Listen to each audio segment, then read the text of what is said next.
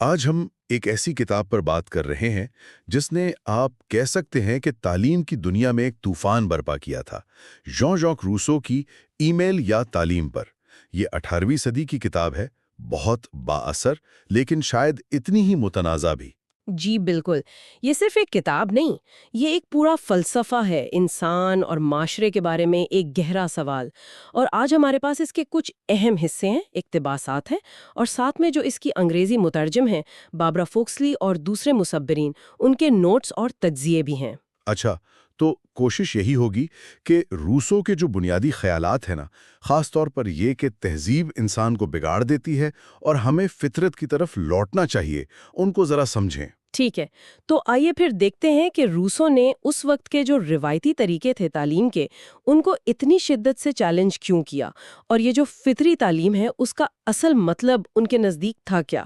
دیکھیں، روسو کا آغاز ہی بڑا چونکا دینے والا ہے۔ کتاب کا پہلا جملہ ہے، ہر چیز اچھی ہے جب وہ خالق کائنات کے ہاتھوں سے نکلتی ہے، انسان کے ہاتھوں میں آ کر بگڑ جاتی ہے۔ بہت بڑا دعویٰ ہے۔ بہت بڑا، یعنی ان کا بنیادی مقدمہ یہ ہے کہ انسان پیدائشی طور پر وہ اچھا ہے، معصوم ہے، لیکن یہ جو معاشرہ ہے، اس کے ادارے، اس کی رسمیں، خاص طور پر اس وقت کی جو رسمی تعلیم تھی، وہ اسے خراب کر دیتی ہے، مصنوعی بنا دیتی ہے۔ اور یہ جو فطرت کا تصور ہے، اس کا مطلب یہ تو نہیں تھا کہ انسان جنگلی بن جائے؟ نہیں نہیں، بالکل نہیں، یہ اکثر غلط فہمی ہوتی ہے۔ ان کے نزدیک فطرت کا مطلب تھا انسان کی وہ اصلی حالت، اس کی وہ بنیادی صلاحیتیں، اس کے جذبات، جو معاشرتی بناوٹ، وہ جو دکھاوا ہوتا ہے، اس سے پاک ہوں۔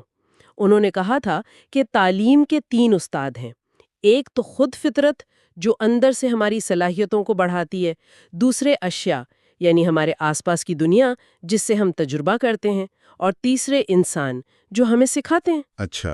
لیکن روسو نے شروع کے سالوں میں وہ پہلے دو پر بہت زیادہ زور دیا، فطرت اور اشیاء سے سیکھنا۔ صحیح، اور اسی لیے وہ اس زمانے کی تعلیم پر تنقید کرتے تھے۔ بہت سخت تنقید۔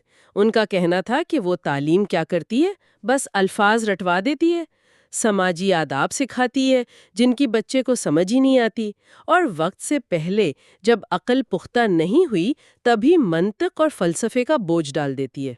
تو اس سے ہوتا کیا تھا ان کے خیال میں؟ ان کے خیال میں اس سے بچہ مصنوعی بن جاتا تھا، بلکہ بعض اوقات مکار اور بد اخلاق بھی، کیونکہ وہ ایسی باتیں کرنا سیکھ جاتا تھا جو نہ وہ سمجھتا ہے نہ ان پر عمل کرتا ہے۔ تو انہوں نے تعلیم کو عمر کے لحاظ سے مختلف حصوں میں بانٹا ہے نا؟ جی بالکل۔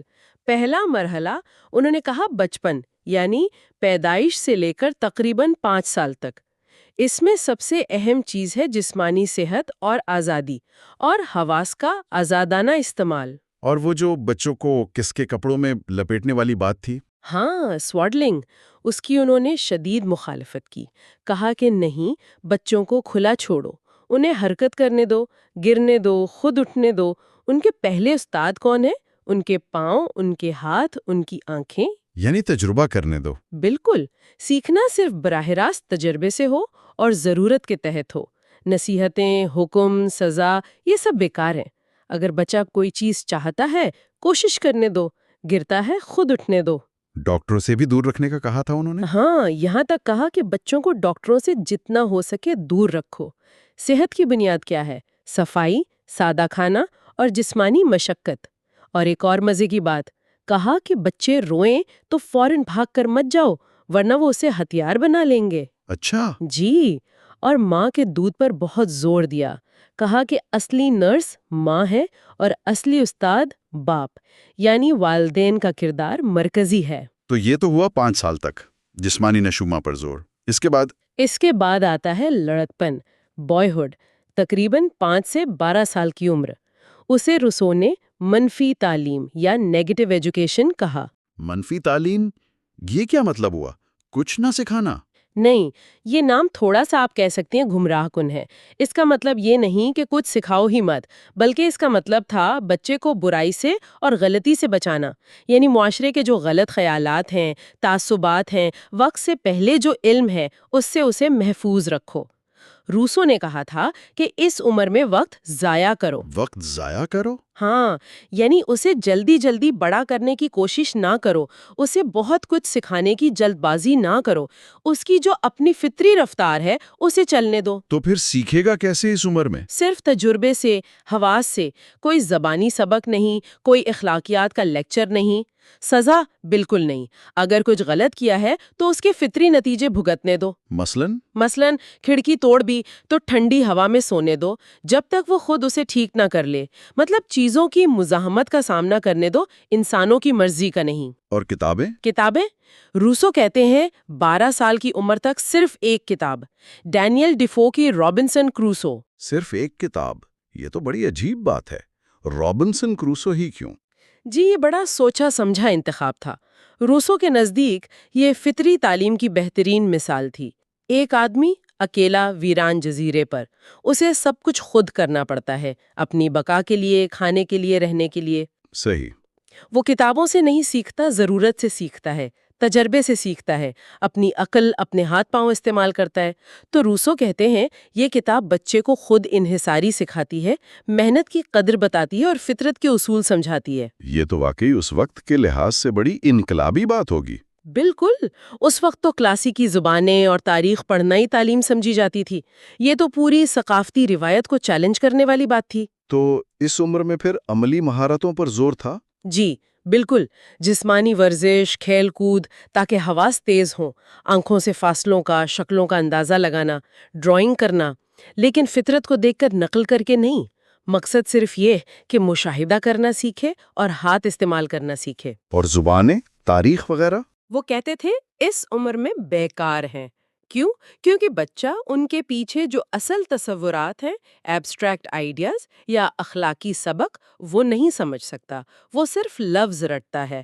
تو صرف وہ سکھاؤ جو اس کے لیے براہ راست مفید ہو۔ اچھا، اور وہ یادداشت اور عقل والی بات کیا تھی کہ 12 سال سے پہلے اصل یادداشت نہیں ہوتی؟ ہاں، ان کا کہنا تھا کہ بچے 12 سال سے پہلے چیزوں کی تصویریں تو یاد رکھ سکتے ہیں، جیسے کسی چیز کا رنگ، شکل، آواز، لیکن تصورات جیسے انصاف کیا ہے، فرض کیا ہے، وجہ اور اثر کا تعلق کیا ہے، یہ نہیں سمجھ سکتے، کیونکہ یہ ایبسٹریکٹ ہے۔ ان کو سمجھنے کے لیے عقل چاہیے، جو ابھی پختہ نہیں ہوئی۔ یعنی وہ صرف حسی تجربات یاد رکھتے ہیں؟ جی، یوں سمجھ لیں، ان کی یادداشت ہماری طرح سمجھ والی نہیں ہوتی جب تک عقل نہ آ جائے۔ اس لیے وقت سے پہلے ایسی چیزیں یاد کروانا فضول ہے۔ بہت دلچسپ۔ تو 12 سال کے بعد کیا ہوتا ہے؟ پھر آتا ہے قبل بلوغت کا دور، پیریڈ آف انٹلیکچوئل ایجوکیشن، تقریباً 12 سے 15 سال۔ اب روسو کہتے ہیں بچے کی جسمانی طاقت اس کی ضرورت سے زیادہ ہو جاتی ہے، اضافی توانائی ہے، وقت ہے۔ اب اس میں ایک فطری تجسس پیدا ہوتا ہے۔ وہ پوچھتا ہے کیوں؟ وہ چیزوں کی وجہ جاننا چاہتا ہے۔ تو اب فکری تعلیم شروع ہو سکتی ہے؟ جی، اب ہو سکتی ہے، لیکن بنیاد اب بھی رٹا نہیں ہے۔ بنیاد ہے افادیت، یوٹیلیٹی اور دریافت، ڈسکوری۔ اب بچے کا سوال یہ ہونا چاہیے، یہ کس کام کا ہے؟ اس کی کوئی مثال دیں؟ ہاں، بڑی دلچسپ مثالیں ہیں۔ جیسے جغرافی سکھانا ہے تو نقشے اور گلوب مت دکھاؤ۔ تو پھر کیا کریں؟ وہ کہتے ہیں بچے کو صبح سویرے قریبی جنگل میں لے جاؤ اور اسے مطلب نگرانی میں گم ہو جانے دو۔ پھر کہو کہ دوپہر کے کھانے تک شہر واپس آنے کا راستہ ڈھونڈو۔ اب اسے سورج کو دیکھ کر مشرق مغرب کا پتہ لگانا پڑے گا، سمتیں سمجھنی پڑیں گی۔ یہ ہے اصلی عملی جغرافیاں۔ واہ! اور فزکس، آلات نہیں دینے ہیں، اسے خود مشاہدہ کرنے دو، خود سادہ چیزیں بنانے دو۔ جیسے توازن کا اصول سمجھانا ہے تو لیور دکھانے کی بجائے ایک چھڑی لو، کرسی کی پشت پر رکھو، مختلف وزن لٹکاؤ اور اسے خود دریافت کرنے دو کہ توازن کیسے بنتا ہے۔ یعنی علم، تجربے اور ضرورت سے نکلے۔ بالکل۔ اور اسی عمر میں روسو ایک اور بہت اہم چیز پر زور دیتے ہیں، کوئی نہ کوئی دستکاری سیکھنا۔ ہاتھ کا کام، جیسے بڑھئی یا لوہار کا کام؟ جی بالکل، بڑھئی، لوہار، کوئی بھی میکینک کا کام۔ اس کا مقصد صرف روزی کمانا نہیں تھا۔ تو پھر اصل مقصد کیا تھا؟ کئی مقاصد تھے۔ ایک تو ہاتھ سے کام کرنے کی اہمیت اور عزت سمجھانا، دوسرا بچے کو خود انحصار بنانا، تیسرا وہ جو معاشرے میں تعصب ہے نا کہ جسمانی کام کمتر ہے ذہنی کام سے، اس کو توڑنا۔ ہاں یہ تو آج بھی ہے۔ جی، روسو تو یہاں تک کہتے ہیں کہ محنت کرنا ہر شہری کا فرض ہے، امیر ہو یا غریب، ہر بیکار آدمی ایک بدماش ہے۔ اور انہوں نے کاریگر کو کسان سے بھی زیادہ آزاد کہا۔ ہاں، ان کی دلیل یہ تھی کہ کسان تو اپنی زمین سے بندھا ہے، اگر کوئی حملہ ہو جائے یا کوئی طاقتور زمین چھین لے تو وہ بے بس ہے، لیکن کاریگر کا ہنر اس کے ہاتھ میں ہے، وہ اپنے اوزار اٹھا کر کہیں بھی جا سکتا ہے، روزی کما سکتا ہے۔ اچھا، اسی لیے انہوں نے کہا تھا کہ لوہا جو اتنا مفید ہے، سونے سے کہیں زیادہ قیمتی ہے۔ یہ عملی ہنر کی قدر تھی۔ تو 15 سال تک ایمیل یعنی اس کا شاگرد وہ جسمانی طور پر تندرست ہے، حواس تیز ہے، ہنرمند ہے اور متجسس ہے۔ اب آگے؟ اب آتا ہے بلوغت کا دور، پیریڈ آف مورل ایجوکیشن، تقریباً 15 سے 20 سال۔ اسے روسو دوسری پیدائش کہتے ہیں۔ دوسری پیدائش؟ جی، یہ صرف جسمانی بلوغت نہیں، یہ جذباتی اور سماجی بیداری کا دور ہے۔ اب انسان صرف اپنے آپ میں نہیں رہ سکتا، اسے دوسروں کو سمجھنا ہے، ان کے جذبات کو، معاشرے کو۔ اب اصل جذبات پیدا ہوتے ہیں، اور روسو کہتے ہیں پہلا سماجی جذبہ جو اس عمر میں آتا ہے وہ ہے ہمدردی، ترس۔ اور یہ ہمدردی کیسے پیدا کی جائے؟ یہاں بھی ان کا طریقہ الگ ہے۔ وہ کہتے ہیں نوجوان کو دوسروں کی تکلیفیں دکھاؤ، ہسپتال لے جاؤ، جیل لے جاؤ، غریبوں کی بستیاں دکھاؤ، احتیاط سے۔ اسے احساس دلاؤ کہ تم بھی اس طرح مصیبت میں پڑ سکتے ہو۔ اسے بتاؤ کہ انسان اچھا ہے، لیکن دیکھو معاشرہ کیسے بگاڑتا ہے، ظلم کیسے پیدا ہوتا ہے۔ ایک متنازع بات بھی وہ کہتے ہیں کہ افراد کا احترام کرو، لیکن عوام یعنی بھیڑ سے نفرت کرو۔ شاید مطلب یہ تھا کہ فرد اہم ہے، لیکن بھیڑ کی نفسیات ٹھیک نہیں۔ اسی عمر میں تاریخ اور مذہب کی تعلیم بھی آنی تھی۔ جی ہاں، اب عقل پختہ ہو رہی ہے تو تاریخ پڑھ سکتا ہے، لیکن وہ تاریخ نہیں جو صرف بادشاہوں اور جنگوں کی کہانیاں سنائے یا جس میں مورخ اپنے فیصلے ٹھونسے۔ تو پھر کیسی تاریخ؟ ایسی تاریخ جو انسانی فطرت کو، انسانی رویوں کو، معاشرتی عوامل کو سمجھنے میں مدد دے۔ حقائق بتاؤ، نتیجہ وہ خود نکالے۔ اسی طرح مذہب کی تعلیم بھی اب شروع ہو جب عقل سوال کر سکے، لیکن رسمی مذہب نہیں، عقیدے نہیں، بلکہ فطری مذہب۔ فطری مذہب؟ یعنی ایسا عقیدہ جو کائنات کو دیکھ کر، فطرت کی ہم آہنگی کو دیکھ کر اور عقل کی بنیاد پر قائم ہو۔ وہ خبردار کرتے ہیں کہ بچوں کو خدا کے بارے میں بچکانہ تصورات مت دو، ورنہ وہ ساری عمر انہی میں پھنسے رہیں گے۔ اور آخر میں شادی اور جیون ساتھی کا معاملہ۔ یہاں وہ صوفی کے کردار سے لڑکیوں کی تعلیم پر بات کرتے ہیں، اور یہیں پر سب سے زیادہ تنقید بھی ہوتی ہے نا؟ بلا شبہ یہ ان کے فلسفے کا، آپ کہہ سکتی ہیں، سب سے کمزور پہلو مانا جاتا ہے۔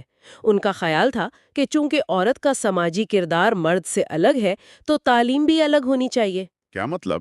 ان کا استدلال تھا کہ عورت مرد کے لیے بنی ہے، اس کا کام ہے مرد کو خوش رکھنا، گھر سنبھالنا، اس کی دیکھ بھال کرنا، اسے مشورہ دینا، اس کی زندگی کو آرام دہ بنانا۔